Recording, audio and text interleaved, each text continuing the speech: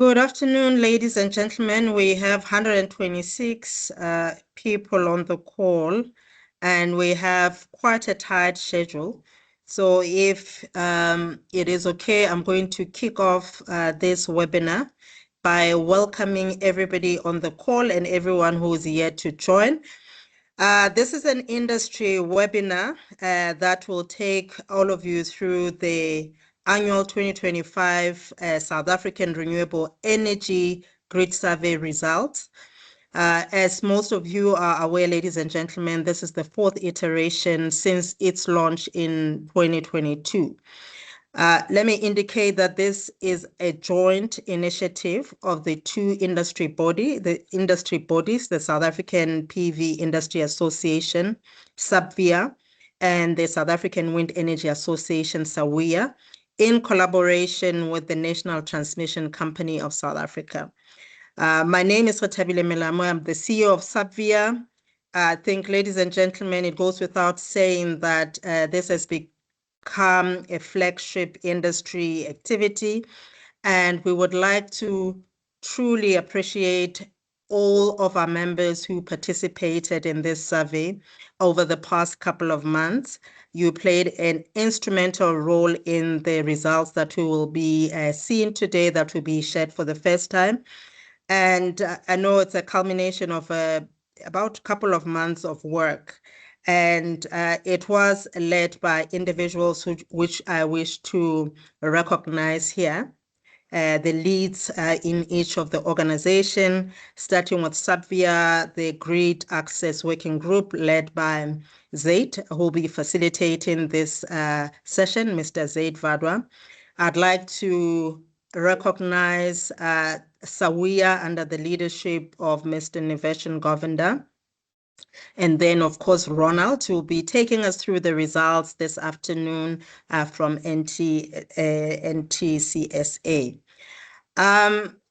The insights will be the insights from this session will be really rich. I don't want to get into the way of the real presenters. So allow me to then introduce the facilitator of this session this afternoon, which will be Zaid, Mr. Zaid Vadwa.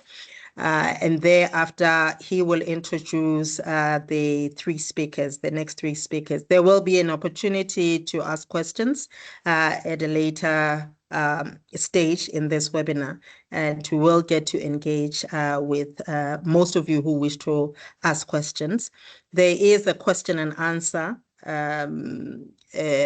button there. Please pose your questions there in the question and answer chat, not in the chat section, but in the Q&A section of this webinar.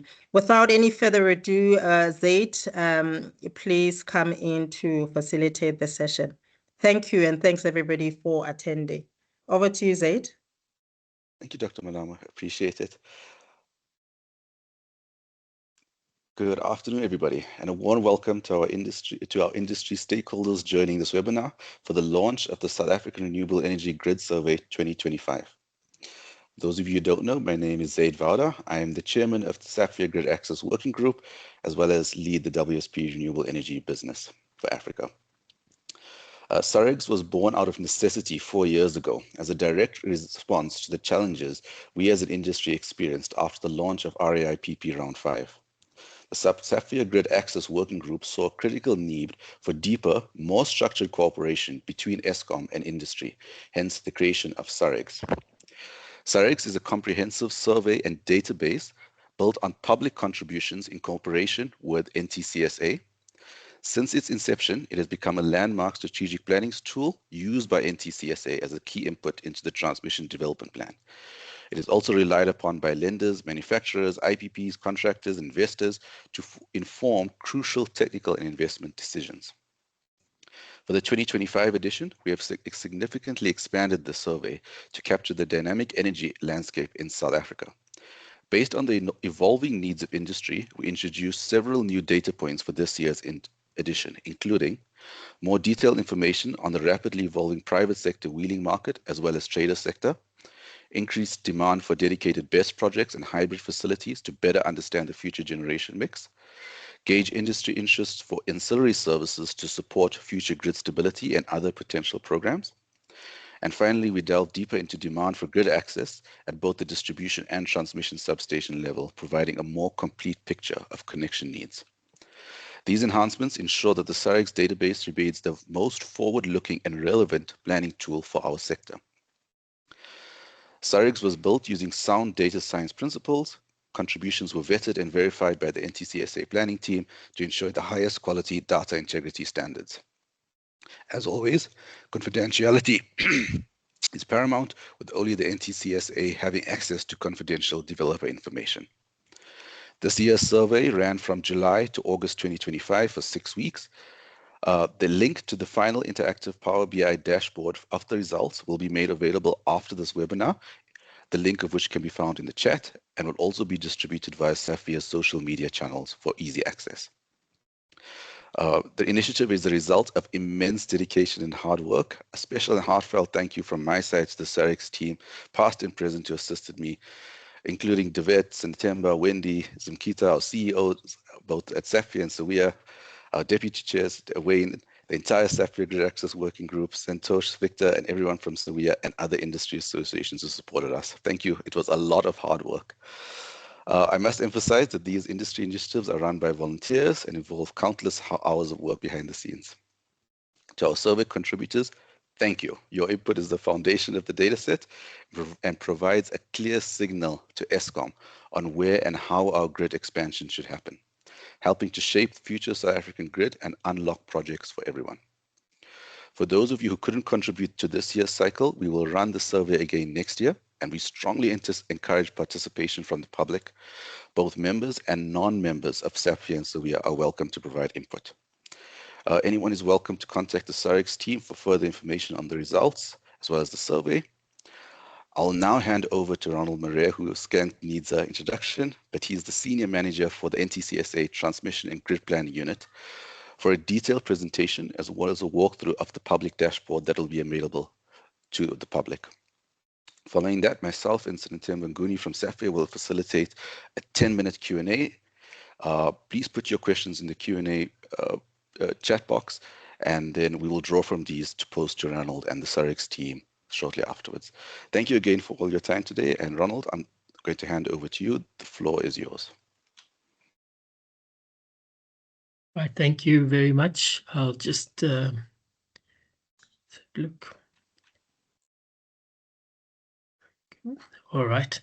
So thank you for joining us this afternoon. It's always an interesting review for me to see the inputs from the industry, and again an iteration to say thank you very much for all the contributors. The data is very well used in the TDP and in future scenario analysis, and it is the basis of which we provide additional spatial information as part of the matrix that we use. I'm going to stop sharing my screen and I'll start sharing the survey results.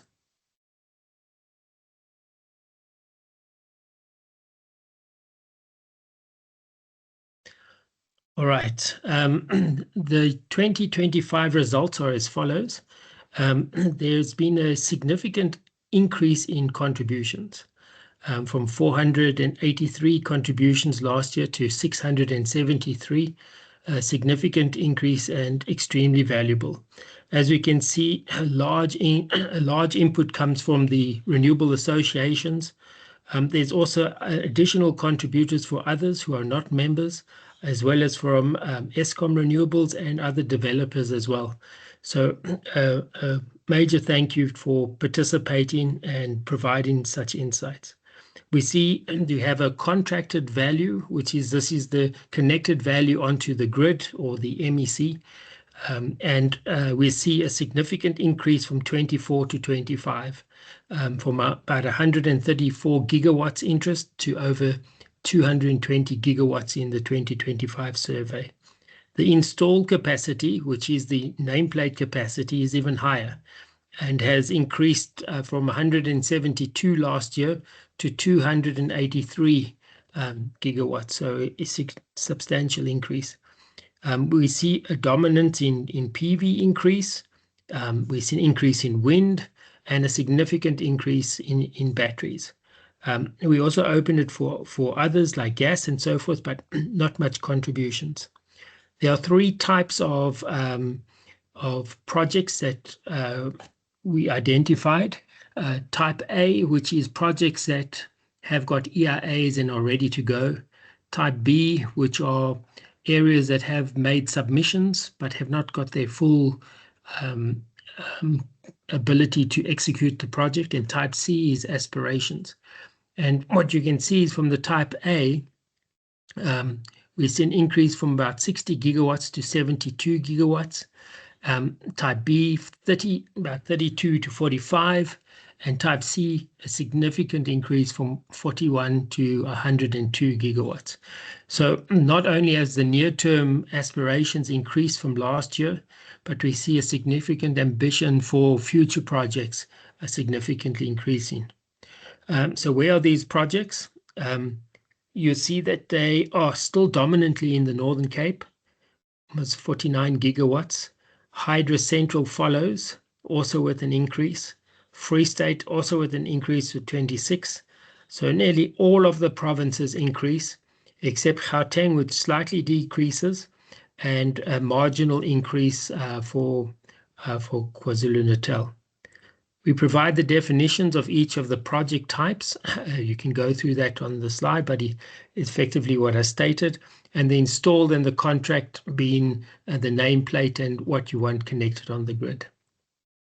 So if we have a look at this overview, the contracted amount, the MEC on the grid, 220, dominantly PV, but a large blend of PV and BESS and wind, or batteries and wind, and really spread evenly over the period, tapering off around 2032, and we've even got insights up to 2034, which is very useful.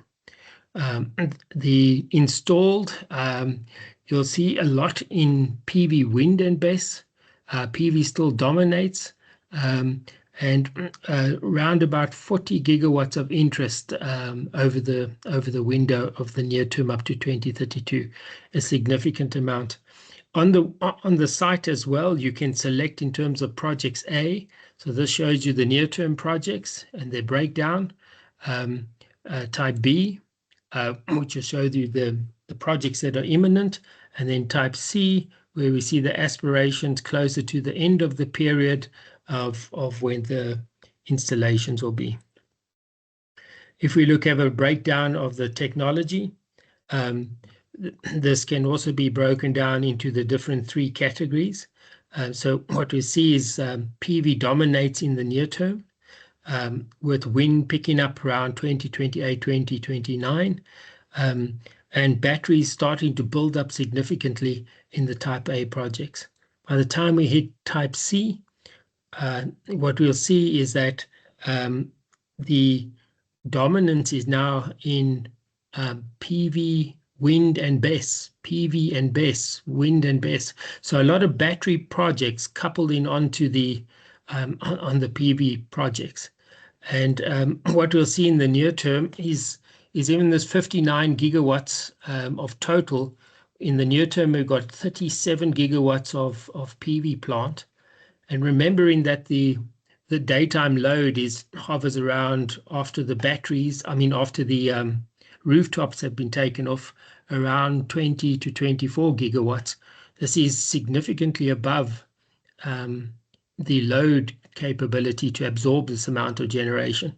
So what is seen in the survey is that the market is seeing this, and that the combinations to shift this out with BESS becomes an important part. And we can see this dominating in all future projects to be combined with both BESS and wind and PV. If we look at this contracted view, then how it's spread over time, this is the total build-up then of projects. So around about 15 gigawatts from 2027 on, dominated first with PV, and then the wind coming in over latter periods, as well as batteries. And if you break it down into the latter periods, you can see this dominance of PV, wind and batteries shown by this gray areas coming in, and the PV and battery shown in the red areas. So although we see lots of PV in the near term, we can see that there's a lot of combination of PV and batteries coming into the future, including wind. This provides us a view of what the status of the projects are and where they spatially will be located. So if we look at type A projects, they really distributed very nicely across the entire grid. And this is really good for the grid. It creates increased diversity across the entire resource base. And the quality of data is been very, very good. You'll see there's been one data set that is slightly off. This is not an offshore plant. It's just a slight inaccuracy of data. But the rest of the data has been extremely, extremely good. If we look at, for example, you can select particularly wind, for example. We'll see that in the near term, the wind is still dominant in the south of the country, with a little bit in Mpumalanga area. As we move up type B, so then the next ready projects, we can see they shift still into these areas. And by the time we hit type C, they are spread more across the country into wider areas. But you can see these dominant locations within the area. Of course, this can be done for any of the types of plant. So if we look at PV, PV as in the near term is really shifted out of the Northern Cape into the north of the country. By the time we hit type B, we see them still dominate in the north, but moving back into the Northern Cape and into the Hydra area. And by the time we hit type C, we can see they spread all across the area. If we look at the batteries with BESS, they're really in the constrained areas where the network is currently, but they continue to move even into other areas as they may result in additional shifting of power for moving the PV out of the midday and more into the evening and morning peaks. And then we see the type C, lots of blended batteries all across the entire country, being a dominant theme in this survey. But you can select and have a look at any particular area. On the website, you can do this as well. Just to give you an indication, if you click on any of these buttons, you can select a particular site, and if you press Control, you can select a particular category as well out of the site as well. So you can have multiple categories by selecting the Control key on top of the selection that you want to have, and then having multiple stacked selections. This was an interesting one. This is the selection of interest in public or private programs. If we look at the total blend, we'll see that out of the top 4 programs, the top 3 are private sector. These top 3 are dominantly private sector, and you can see they spread in both wind and PV with a combination of batteries and across the various provinces. Dominantly in the Northern Cape, Hydra Free State, and the Northwest, and Limpopo. So a lot of interest in private sector with a great geographical spread, but there's still a large amount of increase in the public sector. So the public sector procurement has a large amount of interest as well, and the rest are blended projects. Those are both interested in public and private combinations, including wheeling projects. But if you look at the near-term projects, it's quite interesting that the public procurement still dominates in those areas, but followed by a lot of private sector offtakes in the area. So we can see a large shift into the private sector offtake. We then identify at which substations these are at interest and in which supply areas. So the upper bar will give you the supply areas, and it will tell you the volume in each of the supply areas, with the stack being the technology of interest. And the lower bar gives you the amount of interest in terms of the number of interested parties at those particular locations. So the higher capacity with the high interest gives us a much better indication of volumes that need to be unlocked, and that those areas are less sensitive if a number of the players do not succeed in those particular areas. So if we look at the near term, we can see the traditional areas, the Cape areas, dominate with Hydro and Free State. But what is interesting is by the time we get to type C, which is the future, the Northern Cape still dominates with the Eastern Cape and Western Cape with Hydro, but we see that picking up is Mpumalanga. So we see that the Mpumalanga area has got a lot of interest in the latter period of the survey, and it has a build-up. But even with the build-up in Mpumalanga, the overall dominance is still in the south of the country. What you can also break this down is have a look at the interest of the substations. So if you click this button here, it will take you down a level. And if you wanted to look at any particular area like the Northern Cape, it would be able to break down at every substation what is the volumes and type, and where the interest would lie. So you have an optionality to have a look at the breakdown at this level as well. The next area of interest is the readiness in terms of their applications. So what we expect here is to see that the type A's have got their applications in place, and the type C's are still or will have future applications. So you can see a large amount of total is future applications, but there's a significant amount with approved EIAs in place. So we can have a look and break this down in terms of the current projects. And you can see that this green bar indicates the EIAs that are currently approved. And you can see the dominance in this area of the projects into category A. By the time we hit category C, we can see that these are really future applications, with some of the applications being current applications. But we can see the spread of these. If we combine these together, we can see these dominant clusters that are developed both for current and future applications. And these provide very good and strong signals for where grid unlocking needs to come. There are some ambitious large projects in this area as well. And these need to be tracked because they'll put a lot of requirements on the grid within these particular areas. But a very nice spread of mix of colors, being the green being existing EIAs, yellow being the EIAs that are currently in application, and the reds being future EIAs, giving us indication of how the grid would need to spread in these areas and where future substations and access need to be put in place.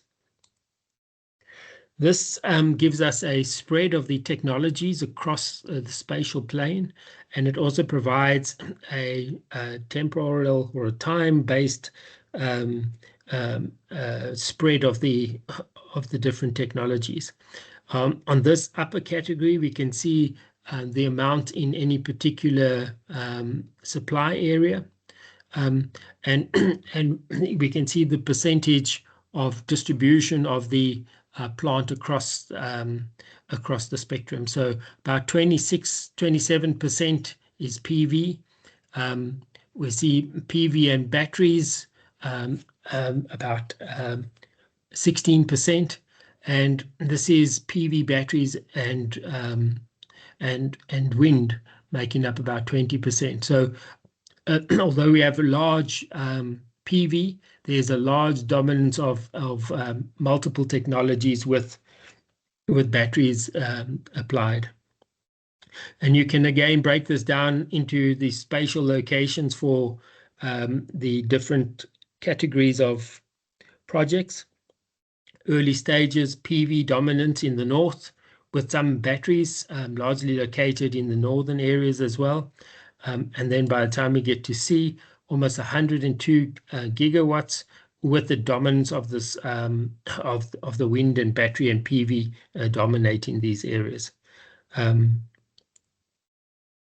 We can have a look at auxiliary services. So there were 6 categories of auxiliary services, from constrained generation, voltage, reactive power support, reserves, unit islanding, self-start capability, and black start capability. The categories are spread between the different plant, and the dominance for PV was really to provide reactive power support and reserves, and some ambitious black start capabilities. With the batteries, we can see self-start and islanding with reactive power support and reserves, as well as with constrained generation relief. So you can go through these different categories and have a look at the mix and the blends between the different technologies. When we asked out of all the participants if they were interested in providing these services, a significant amount were interested, around about 149 gigawatts of interest.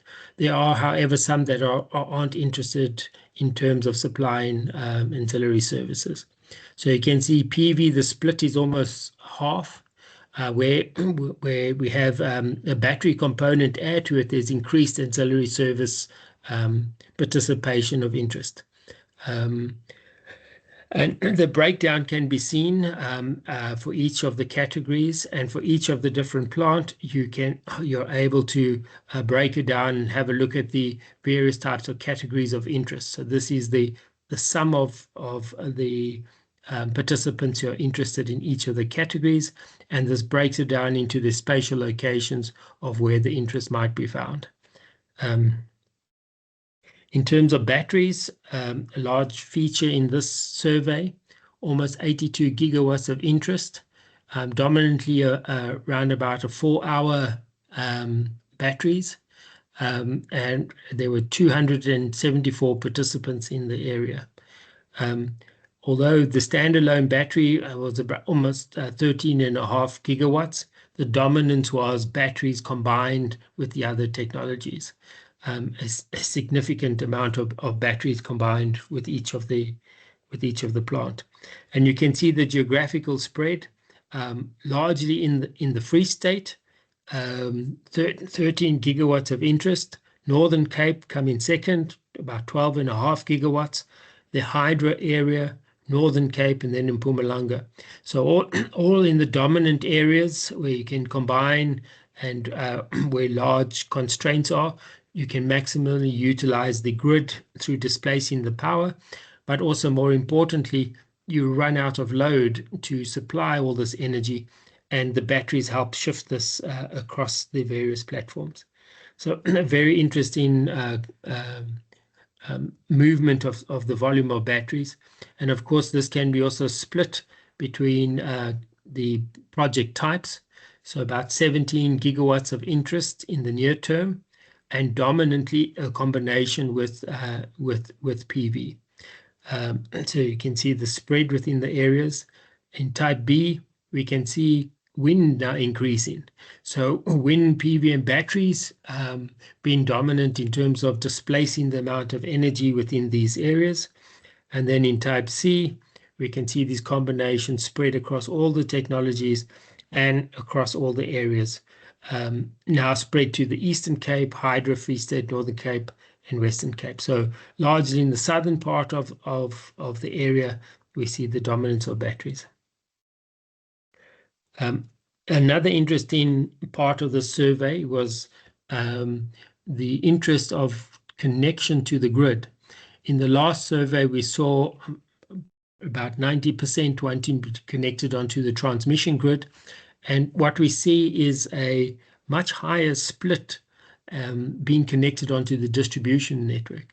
And this gives a very good indication of the pressures that now would be moved onto the distribution network to put on the volumes of power and the development of the distribution grid. So if we have a look at the interest in the transmission grid, we still see it as the dominant interest to be connected within the area and almost consistent throughout the time. And for type A, we can see the large interest in the south of the country, moving up into the northwest and then Limpopo.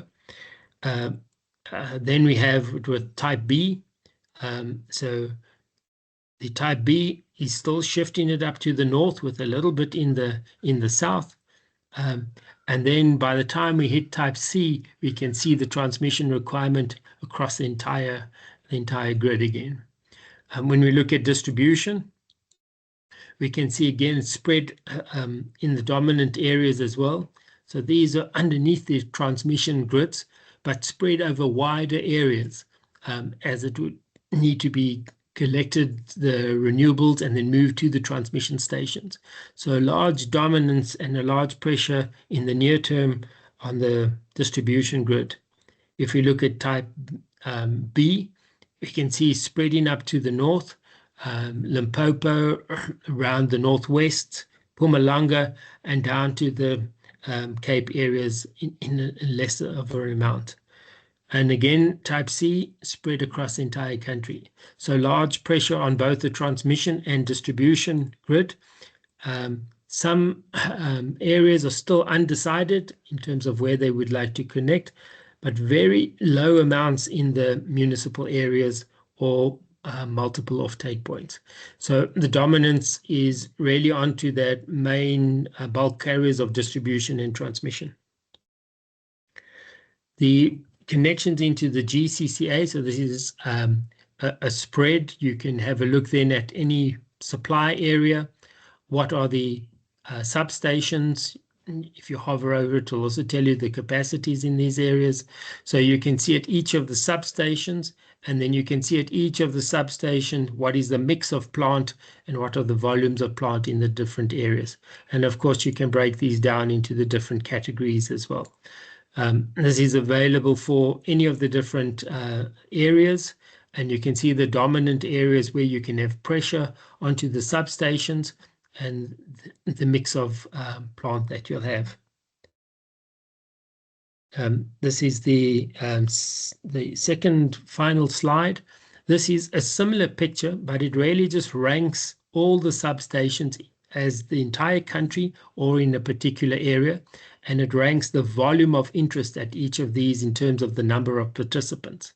So if you wanted to go to the Northern Cape again, you can see that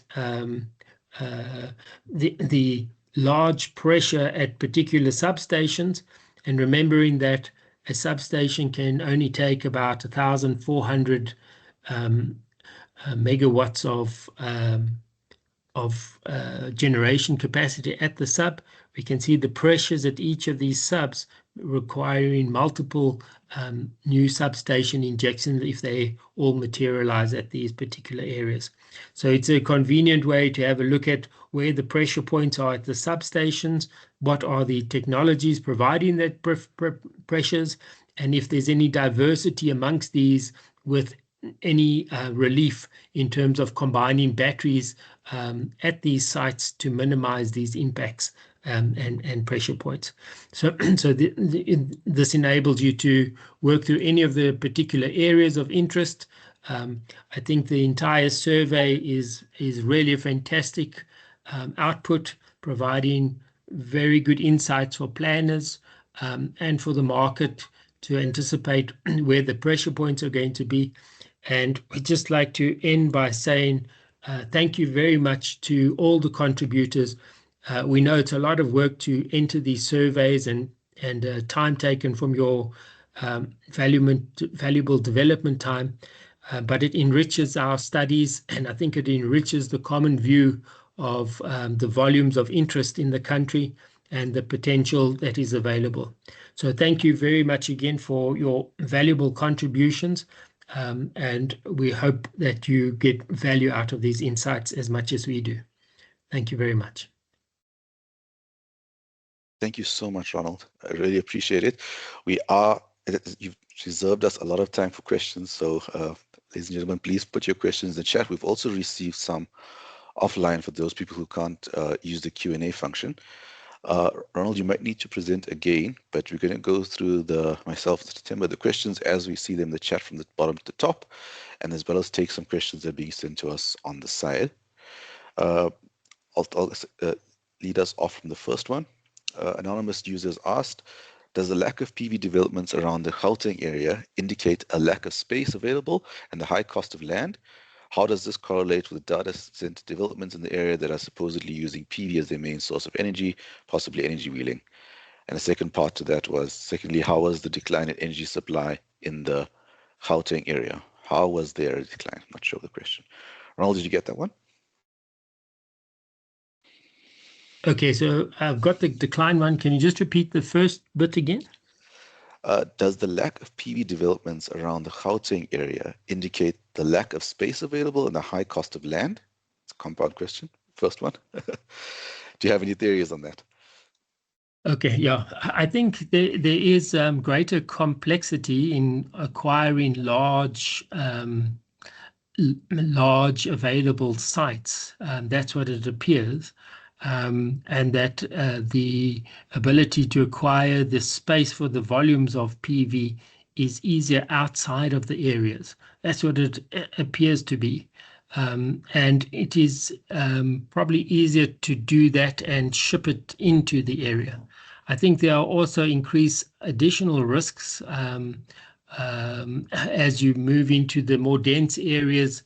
There's could be additional risks in the areas to manage the sites as well. So I think maybe the overall matrix of risk and reward shifts them slightly out of the Gauteng area onto the areas where land is easier available and there's lower risks for the same amount of yield. Thank you so much, Ronald.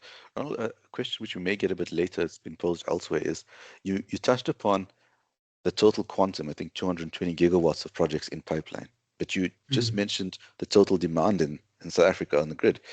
Can you tell us a little bit about what's the mismatch over there? Then we'll take the next question, September. Okay, sure, Ronald? Yeah. I briefly mentioned that is that, you know, in the near term, we had a significant amount of interest. So if we looked at just type A projects, there's 72 gigawatts of interest. And if we just looked at the PV, there is 37 gigawatts of interest. But we must remember that the interest can only serve the load that is available. And the load in the daytime is you know, just above 20 gigawatts, 20 to 24 gigawatts, depending on time of year. And then even that 20 to 20 gigawatts is restrained by the amount of plant you need to keep on to meet the evening peak. So that is diminished by the amount of additional plant you have to have on. So it's smaller than the 24 gigawatts. So that volume, you know, the ambitions are constrained not by the grid, but they're constrained by the load. So we run out of load. And once you run out of load, you can't supply any more of this generation. So I'd say in the near term, there's a tendency that we're running out of load before we're running out of anything else, and there's a lot of this ambition to come in, but it would need to be carefully thought of what will actually be supplied. Thank you, Ronald. September, can we get the next question? Thanks, Zayat, and good afternoon, colleagues. So the next question is from Frank Spencer, and it reads as follows. Okay. When will the next GCCA or similar be published, perhaps with the curtailment availability included and timelines relating to the future capacity. It unlocks with the transmission build. So that's the first part of the question. Yeah. All right. So this is not a GCCA presentation. It's a renewable energy survey presentation. So I don't want to go into a GCCA conversation if that's all right. Okay, thank you. I think the latter part was just a statement around that, but over to you, Zay, perhaps for the next question. Thanks, Tim. Nice try, Frank. We probably were all wanting to ask that. You took your shot. That I respect. I see there was a hand up from Francis Jackson, perhaps. Do you want to ask a question before I take the next one? I think you are able to unmute.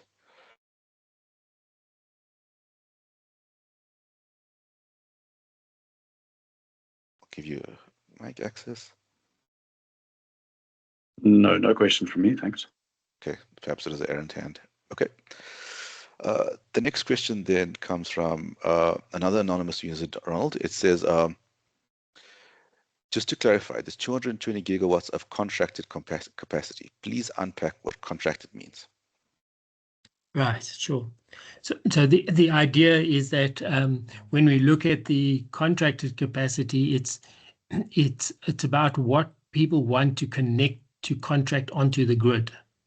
So it is the megawatts that they actually want to have grid capacity contracted.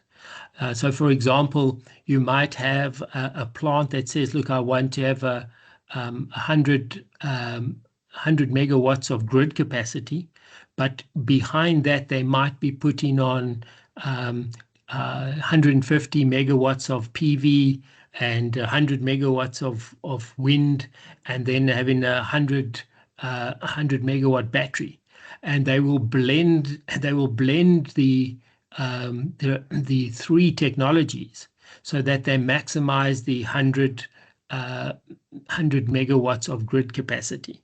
So the grid connection capacity or the contracted capacity on the grid is only 100 megawatts. And so that gives us an indication of how much grid capacity we should plan for at that site. But behind that, there might be a blended approach to maximize the different profiles of the different technologies and shape it with batteries to utilize that grid capacity to its maximum. So the one gives us indication of how much grid is needed, which then gives us insights on the planning, and the other gives us an indication of how people want to blend their product, and it might have an increased blending mix behind that grid requirement. I hope that helps.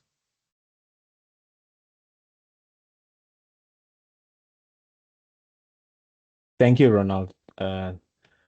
So we have another question which reads as, is the limitation to connecting to the transmission network or station due to the rule that 132 kilovolts voltage level belongs to the distribution?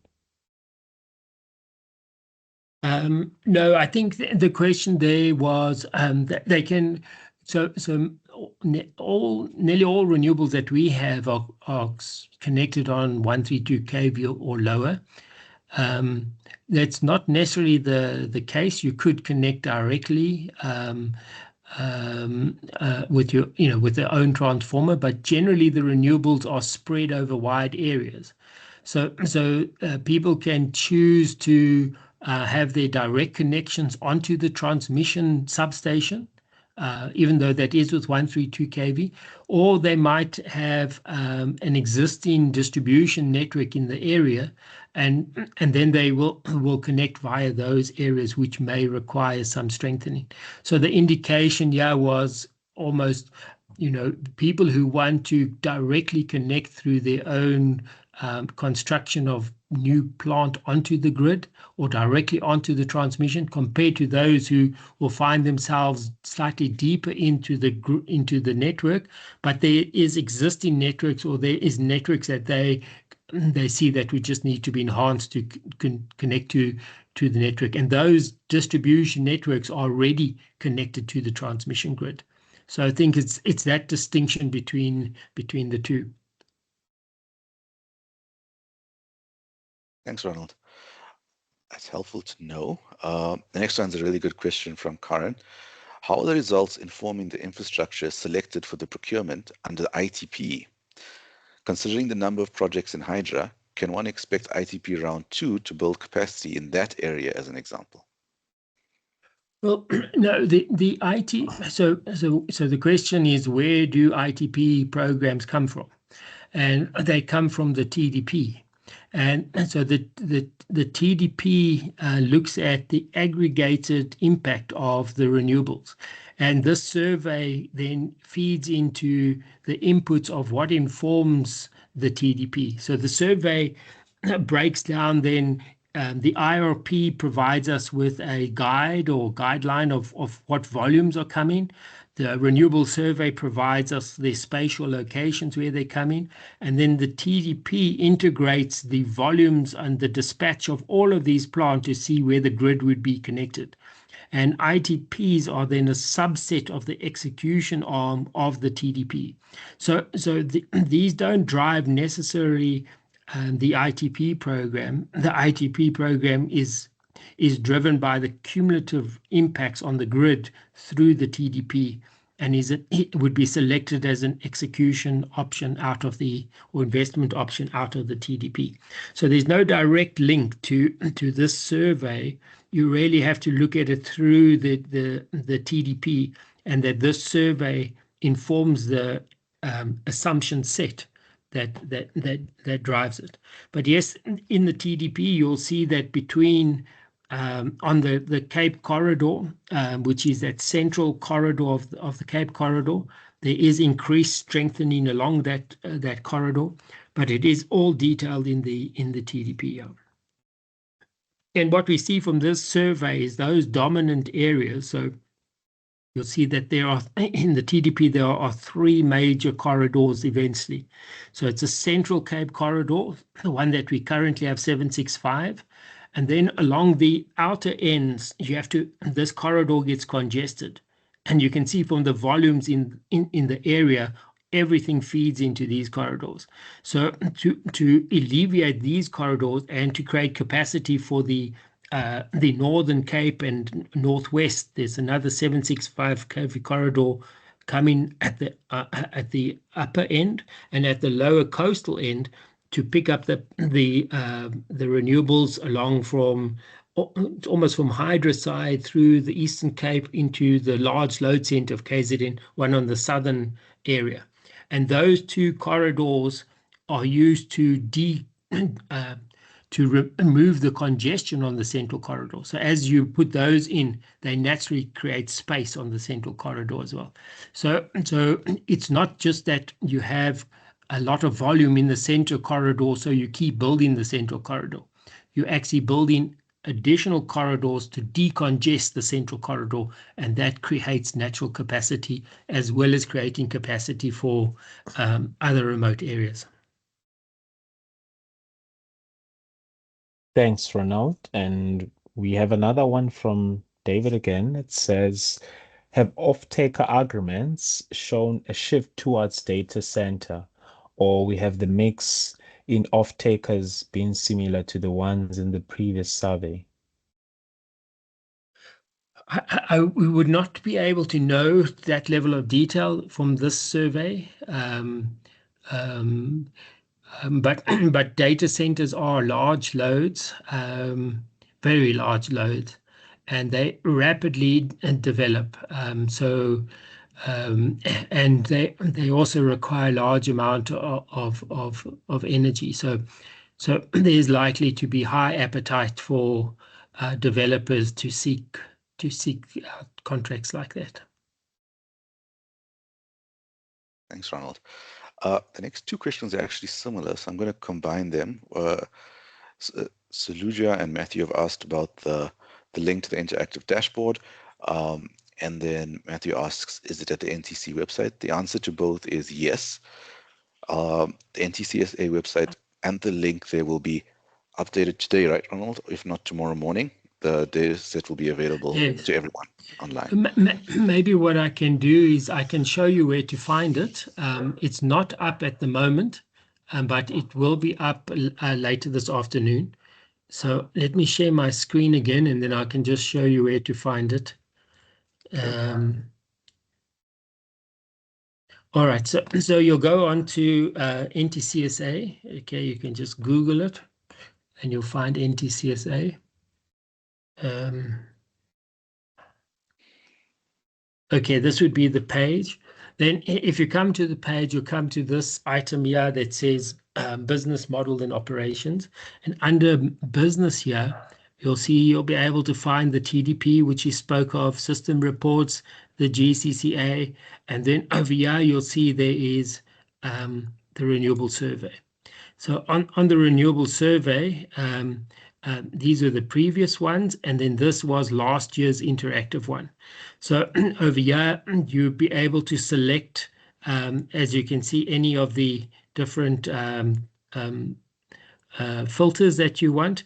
And over here on the page, you can select the different areas of interest that you want. And if you come to a page here, you can connect, and if you click Control and you click the button itself, you can have a sub-selection as well. And if you hold the control down and click another button, you'll be able to have multiple selection clicks. So this is where you can find the site.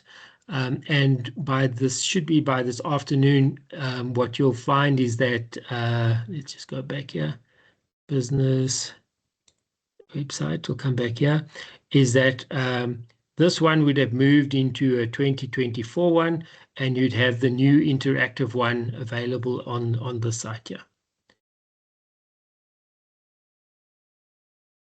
Sure, thank you so much, Ronald. Okay, again, if you can't navigate there, SAPVIA is going to publish the link via social media, so just keep an eye out on LinkedIn and our other social media. Tim, I'll just take the next one. Frank is doubling down on the GCC. Frank, I'm so sorry. I wish we could publish it today, but unfortunately not. But I think we're all really waiting for the GCC. It will come out soon, I'm sure. Timo, do you take the next question? Okay. Thank you, Zayat. So the next question from Hamid, it reads as, have you calculated or estimated the maximum acceptable capacity of renewable energy power plants in mid-term and long-term plan according to the grid capacity and real demand? Okay, that's a broad question, I would say, and not specific to the renewable survey, but I would say that the penetration of renewables has different levels that can be accommodated, and they have also different, I would say, integration levels, which the penetration results in different characteristics. The biggest issue with renewables is weak grid conditions, and that's not inertia. It's weak grid conditions are the ability to manage the voltage levels on the grid, and because the inverters all are controlled by voltage level. So as the system gets weaker, you have to actually strengthen the ability to control the voltage levels and voltage angles. And that's a combination between system strength and also in local inertia conditions on the grid. So the near-term penetrations within this survey's reach up to 2030 to 34 in the TDP, we've examined it, and there's a number of system stiffening or increasing the strength of the system requirements, which are detailed in the TDP, which is going to be a combination of synchronous condensers as well as ensuring that the grid forming technology, particularly for batteries, are enabled. And the combination of that can get the penetration within that period to acceptable levels. So what are those levels? So generally after about 30%, the grid starts seeing these problems. After 50%, you need to have some form of stiffening of the grid, and that can bring you up to about 70% levels of integration. But the integration on the grid is not the main issue at the moment. The main issue is flexibility on the grid, because the ability to meet all load in all hours means that if your grid is not flexible enough, so for example, we've seen applications already to the levels of the IRP 34 levels, but the load is not at 34 levels, and the flexibility, in other words, the amount of batteries, etc., are not at 34 levels. So you're sitting with a very inflexible network, and what that means is that to meet the evening peaks from the low daytime lows after you've put the PV in is not possible. And that inflexibility means that the amount of space that you have to put in the renewables is reduced. So the biggest constraint is the ability to match the supply and the demand over all hours, and making sure that the grid, the actual supply for the entire system is flexible enough to do that. And if you accelerate the renewables in very fast, then you, without having the flexibility, then you create a flexibility problem. And that means that you run out of load. And when you run out of load, the volume of adding any more generation becomes less valuable. In fact, it drops to zero or minus market prices. And so the near-term problem is not grid or grid capacity or grid stability. It's that you will have inflexibility where you will not be able to add. You run out of load effectively, and adding more generation is questionable, because you just simply don't have you don't have the load to meet it, and that's where additional load is so important coming into the equation. So in the near term, I'd say, and this is what we did put in the GCCA 2025. So if you read the first few pages there, you'll see we say that even in 2023, when the GCCA 2025 was written, the amount of renewables already at that stage was beyond 2028, 2029 levels. So the reason why the grid is congested is not because we don't have grid. It's because we've got generation beyond 2030, way beyond 2030, already packed into the network. But the load has not reached those levels yet. And therefore you're packing a lot of generation where the load is limited and where the flexibility is limited. And that becomes the constraint. Wow, thank you so much, Ronald. It looks like we now have a new anxiety unlocked. It's too little load on the network. Yeah, very good question. Thanks, Hamid. The next one is from Madupi Malema. How will renewable energy projects currently on standby be affected once capacity is unlocked? Will there be a new application process, or will existing grid studies remain valid? Ronald, is this one you can answer, or is this more for grid access? Can you just repeat the question? Sorry. No problem. How will renewable energy projects currently on standby be affected once capacity is unlocked?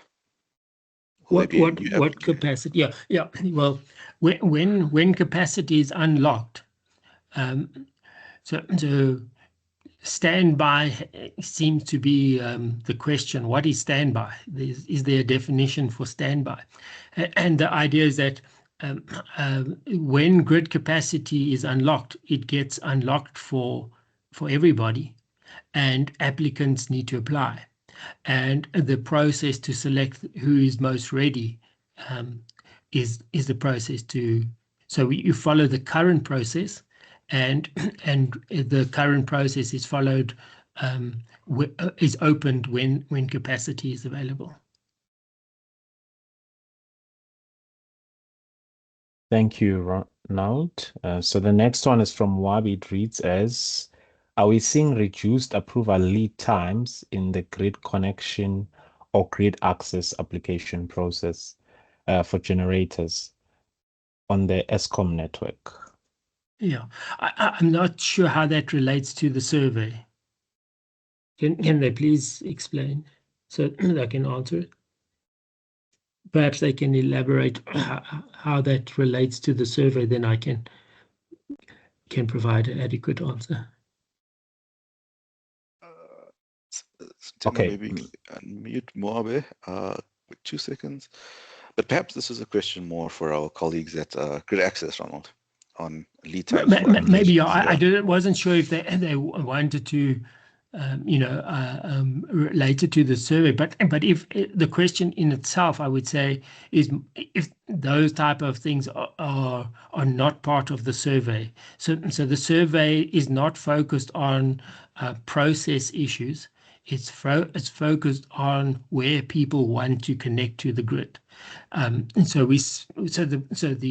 renewable survey is target on how we can improve the planning process, and not targeted on how we can improve the application process.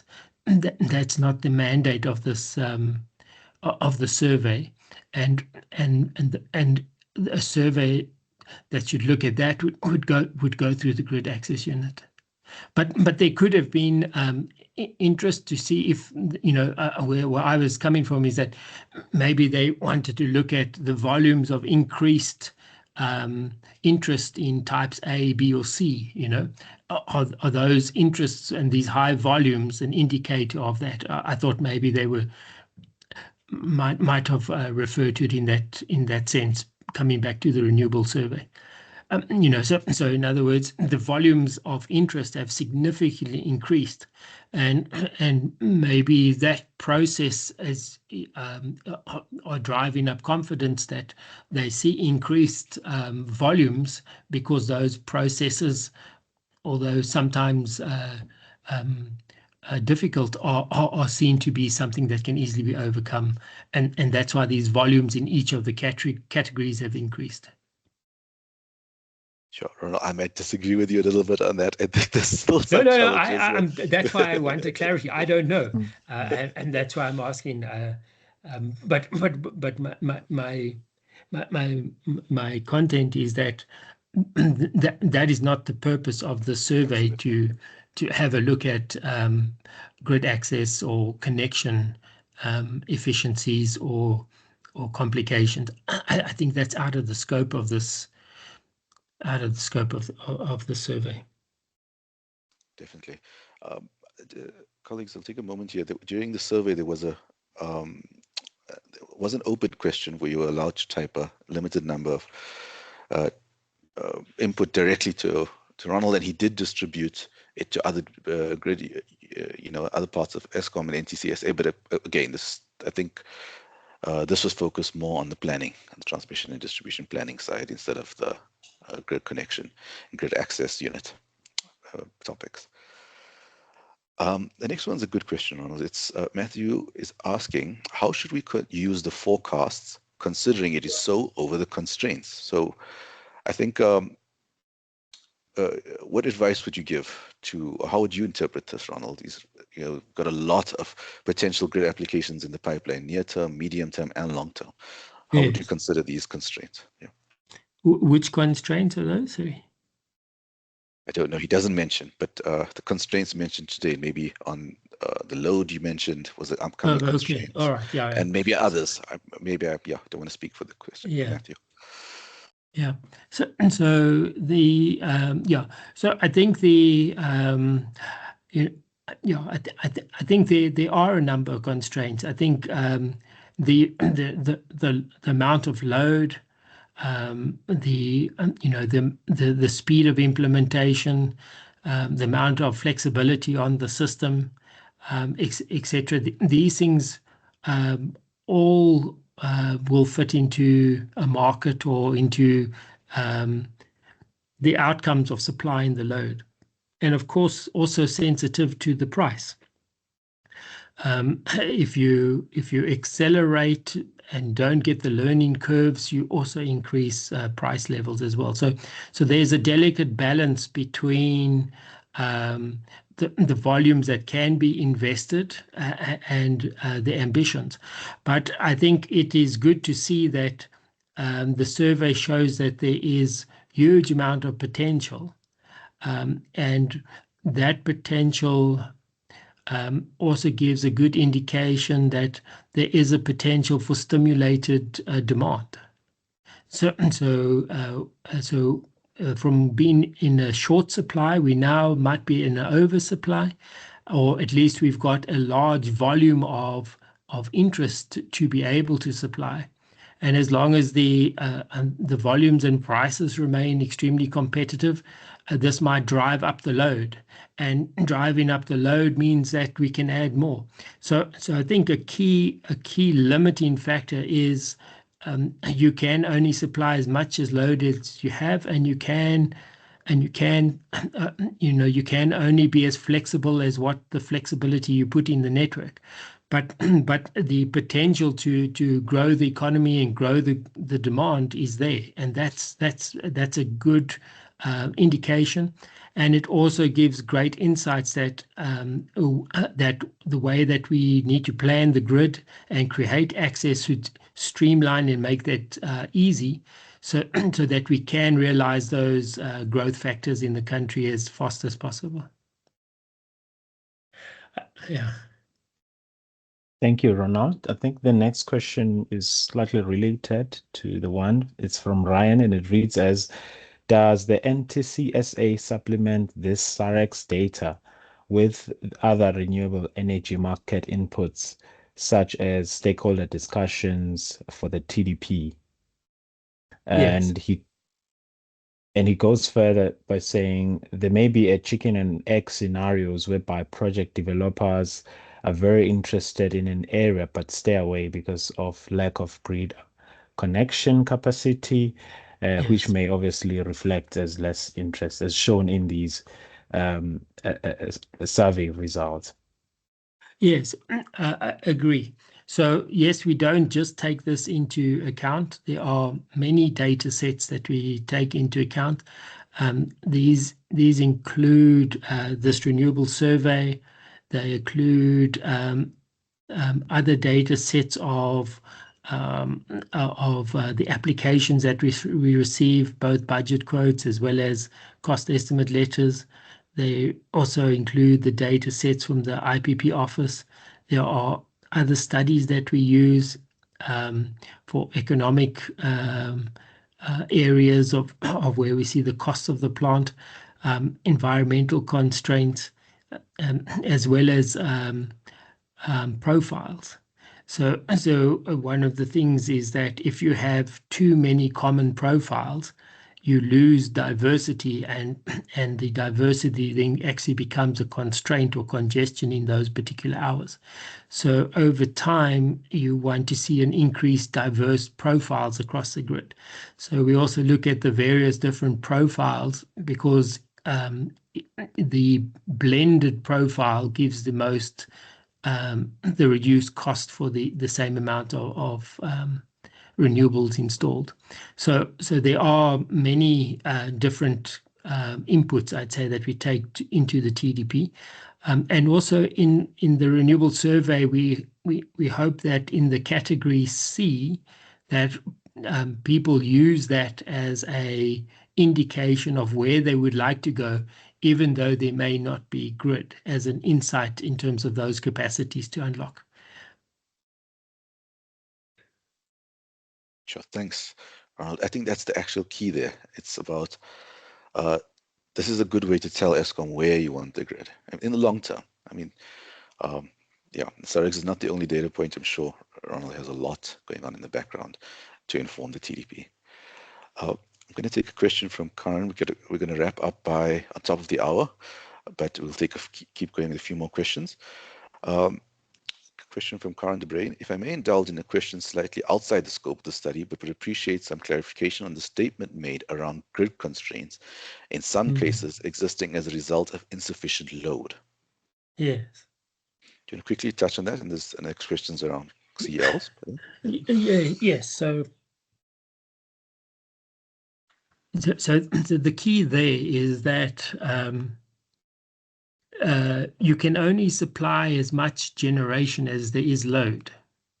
So if there's and you need to supply all hours of the day. So for example, as a roof or a ceiling, you could say, well, if you take the load and you remove the rooftop from the load, well, that's the residual load. That's what the system operator sees. And if that's around 20 to 24 gigawatts, well, in the daytime, you can't put more than that on if you're just putting on a variable resource. Because once it exceeds those values, the power can't go anywhere. It's just going to get curtailed because there is no place to take it off. But then there's a bottom ceiling that says, well, can you, if the load drops on the grid down to 0 during the daytime, can you do that and still meet the evening peak? Well, can you ramp 20? Well, if the daytime load is 20 to 24 gigawatts and the nighttime load is 27 gigawatts or 28 gigawatts, well, you'd need to ramp up 28 gigawatts in 4 hours. Can you do that? How can you do that? Because you'd need to have very fast plant that can move very agile to move from very low value to very high values in a 4-hour window. Now, if you don't have that, you are then confined to leave plant on to meet the evening peak so that the ramping that you can do can meet that evening peak. And that brings the floor up. So instead of going down to naught, you will have to keep some plant on so that you can meet that ramping. So now that squashes it from the bottom up. So that 24 suddenly gets lower and lower and lower, depending on how flexible your system is. And that 24 might be half that. So maybe you can only put 12 gigawatts on the system. And that 12 gigawatts is a combination of wind and PV, because they all are stacking in during that daytime period to meet the load. And that would be your window then. Anything above that has got nothing to do with grid constraints. It's all to do with how much load is there available to sink the generation in. So the natural constraint is the load, and it's the load in all hours that you need to meet. So if and that then becomes the challenge. Okay. I hope that clarifies it. It does. It's a second part to this related to that. So we're hearing today, Ronald, that there's the results are telling you that there's a load crunch coming to South Africa.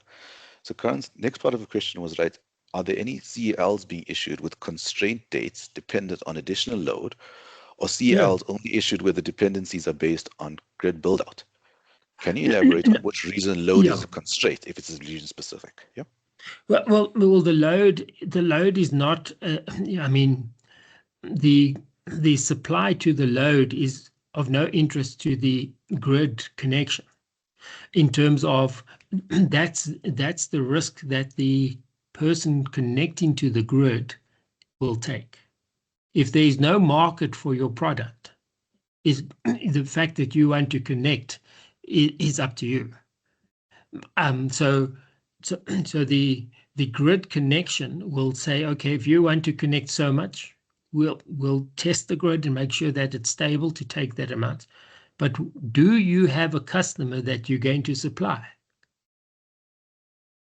So because there is only so much load, so if you have the interest of 37 gigawatts of PV alone, for example, in the survey, who are ready now, and that PV is without batteries, but you've only got 24 gigawatts of load in the country.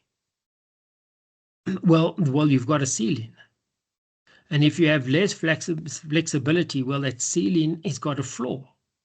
And so that is the delta. So the grid application is only concerned with can you connect? Again, not what are you going to be dispatched. And I think that's the key. But you'll see that in the IRPs and these types of studies, they define these ranges of wind and PV and so forth that generally comes onto the system. And we provided those insights as well in I think in the GCCA document as well as the TDP document of what are the studies saying about the volumes within the next windows of time. Where are we relative to those volumes? And I think those are the issues. So the reason why the generation comes on is to serve the load. So we have to look at how much load needs to be served. It's not an infinite amount. And that determines the volumes that you can put on in any particular hour. Thanks, Ronald. We have a question from outside related to that. Before we go to the next one, can you tell us what the survey results tell us about the IRP that was just announced? Can you expand on that as well? Yes. So I would say that the first thing is that I would say that the IRP has no problems with solving its renewable requirements, because the survey indicates there's more than enough interest to solve what is required in the IRP. The IRP also indicates that there's increased amount of batteries required. And so the survey indicates that there's more than enough potential to do that as well. So I would say that from the survey, the IRP would be more than adequately addressed in terms of the requirements to put in the renewable plant within the IRP's aspirations. Thank you, Ronald, on that. And I think your question speaks a lot to what you mentioned earlier around flexibility. So we have another one from Francis. It actually is a question around the submissions. Firstly, I think he is congratulating and says it's valuable work once again. And he wants to understand how you filtered the submissions, for example, to ensure no duplications on entries of the similar projects and no speculative submissions. Yeah. So the speculative submissions are difficult to filter, but there are some safeguards in terms of, for example, in the type A, which is the projects that are ready, people need to submit, not only do you have an EIA, but you need to submit your EIA number.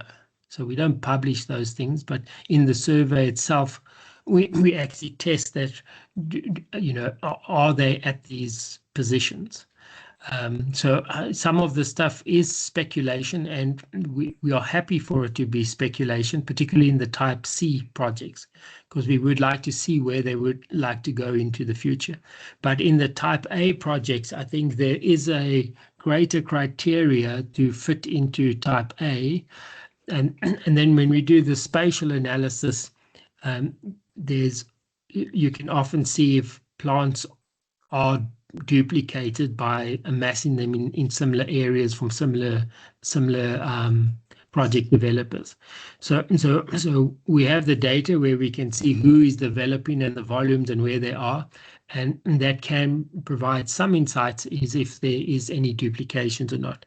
I would say from the analysis that we did, the data quality is very good. And I would say that the people who've put in the data, I would say consider that the data is valuable input into the TDP, and we didn't see any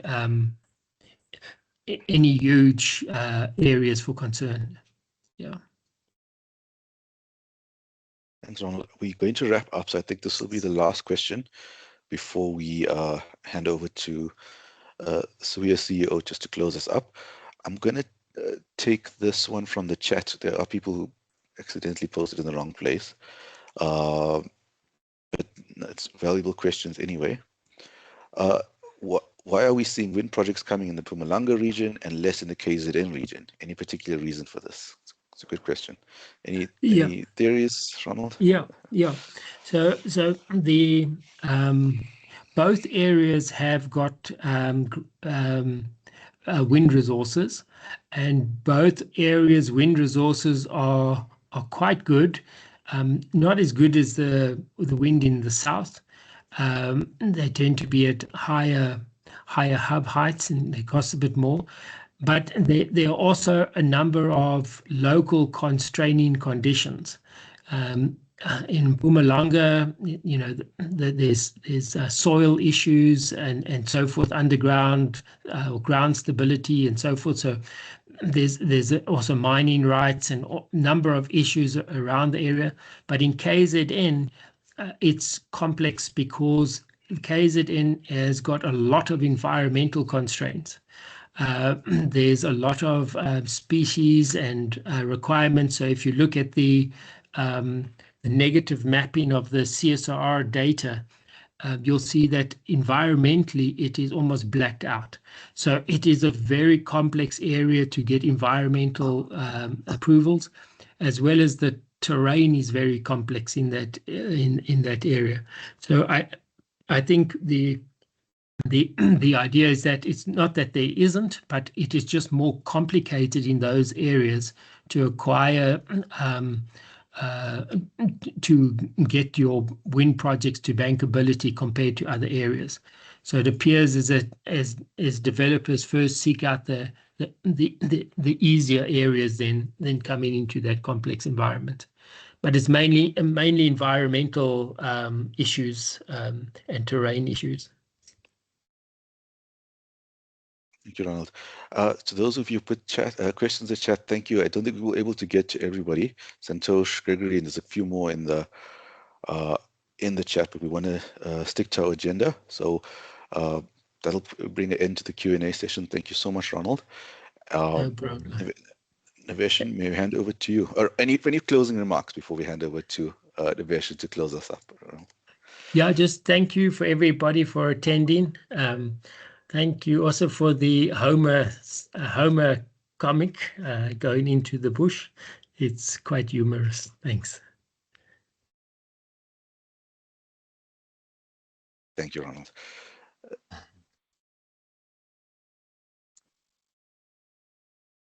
Thanks so much, Zaid. Thank you, Ronald. Thank you, colleagues. I'm glad you can still see the humor, Ronald. It's great to see. I think you've responded comprehensively, so there's not much for me to say. Beside that, it's amazing to see that we've moved from 63 gigawatts in 2022 to 220 gigawatts now in 2025. So over 4 years being able to collect the data around all of these projects. I think you've covered, the fact that we have type A projects accounting 72 gigawatts in the next 7 years, and with comfort can respond to the IRP 2025 ambitions of around 60 gigawatts of wind and PV over the next 14 years. I think what's great about the data, Ronald, is the distribution in terms of where these projects are coming up and growing across the country. And with this data, as the renewable energy industry, we are able to influence where grid strengthening is required, and we are able to align with grid planning in terms of the TDP, ITP, the GCCA, and the IRP that's just come out this week. So, all in all, I think it's great to have had this survey today, as the results are really supporting the Windaba 2025 theme of break the gridlock wire for growth. And I think together we can do that. From my end, my part is the easy part today. So it's just to thank everybody. Firstly, to thank the SAPVIA and the SAWEA teams, which have been led by Mr. Zaid Valda. I know it's a lot of time, a lot of effort that has gone into this. The team has worked really hard. The NTCSA grid planning team, yourself, Ronald, Sanjian, Caswell, and the rest of the team. I remember 4 years ago, Ronald, us having this this conversation around this survey. And one of the challenges we were thinking about is, will industry actually respond? Seeing more than 650 responses today have put all of those worries to rest. So I think the industry has bought in and has really moved us forward. I think I'd really like to thank the IPPs and the developers, because without them, we wouldn't have this survey. And, I cannot emphasize the importance of the IPPs and developers to continue providing this input and this data, so it can influence the system planning. It can influence grid strengthening and how and where we do this. So thank you to all of the IPPs who have responded. And I think, from Dr. Milamu and myself, thank you to everyone who's attended and listened to the results. We hope that it is useful and you can carry it through to investment decision to push renewable energy forward and energy security in South Africa holistically. Thank you, colleagues.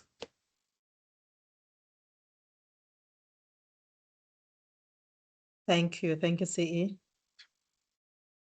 Thank you. We'll close the session here. Thank you. Thank you, Zaid. Thank you very much. Bye. Thank you, everyone.